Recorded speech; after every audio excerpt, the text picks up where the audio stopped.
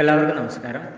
ഇന്നത്തെ ശുഭചിന്ത: ദേവാലയത്തിൽ മാത്രം ദൈവത്തെ ആരാധിക്കാനും പിന്തുടരാനും എല്ലാവർക്കും ഇഷ്ടമാണ്. നിശ്ചിത സമയത്തെ പ്രാർത്ഥനകളും കർമ്മങ്ങളും കൊണ്ട് വിശ്വാസവും ആത്മീയതയും പുനഃസ്ഥാപിച്ച് ഇറങ്ങിപ്പോകാം.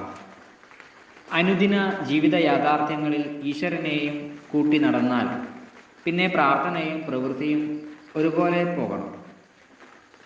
ജപങ്ങൾക്കും ജീവിതത്തിനും ഒരേ ഉള്ളടക്കമാകണം. നിശ്ചിത സമയത്തും സ്ഥലത്തും മാത്രം പൊട്ടിമുളയ്ക്കേണ്ടതല്ല ഈശ്വരാന്വേഷണവും ധ്യാനവും. ദൈവം സാധാരണക്കാരനായി എല്ലാ ദിവസവും ഏതെങ്കിലുമൊക്കെ രൂപത്തിൽ നമ്മുടെയൊക്കെ കൺമുന്നിൽ പ്രത്യക്ഷപ്പെടുന്നുണ്ട്. അലങ്കരിച്ച രൂപങ്ങളെക്കാൾ ആവശ്യക്കാരൻ്റെ ഭാവമായിരിക്കും ഈശ്വരൻ അപ്പോൾ. എല്ലാവർക്കും നന്മകളുണ്ടാകട്ടെ. എല്ലാവർക്കും ജീവിത വിജയം ഉണ്ടാകട്ടെ. നന്ദി, നമസ്കാരം.